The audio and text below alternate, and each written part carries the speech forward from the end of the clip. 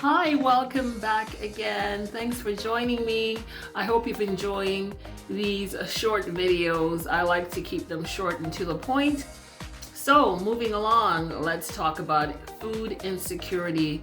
For those of you that are residents of the city of Toronto, you may have noticed that Mayor Olivia Chow declared that food insecurity is a major issue. Those of us like myself who work in public health have known for a long time that food insecurity is a public health issue. All right, so what is food insecurity?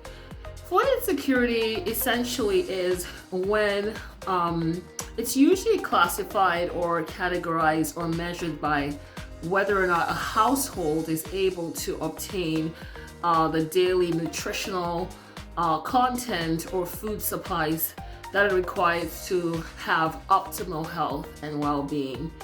So with the increase in interest rates, with sky-high rental markets or rental prices in the city of Toronto, as well as the SARS-CoV pandemic or COVID-19, we have seen an extremely sharp increase in the number of households across the city of Toronto that are experiencing food insecurity.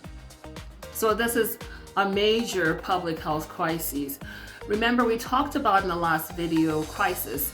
Remember the last video we talked about the need for healthy families and how healthy families provide the bedrock or essential for health and well-being of a nation state.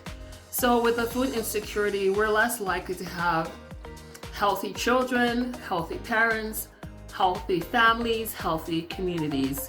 So what are some of the causes of food insecurity outside of high interest rates, outside of macroeconomic policies such as inflation, stagflation, and all of that?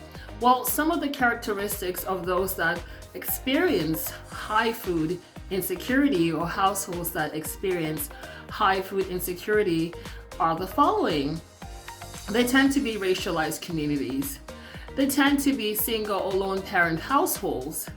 They tend to be, and this is something I'm going to put in here, newer immigrants to the country. They tend to be people who are living with disabilities. They tend to be people that are living in social welfare. So you can see that a lot of the vulnerable individuals or individuals that are more susceptible to food insecurity tend to be people that have lower socioeconomic status. So of course my videos tend to be solution oriented. So how can we deal with this problem? Well, one of the things that I would encourage you to do if you're watching this is to go to your local MP and ask them to produce policies that will tackle the food insecurity problem in communities and households. And another way you can do that is through voting for parties, politicians that would address these issues.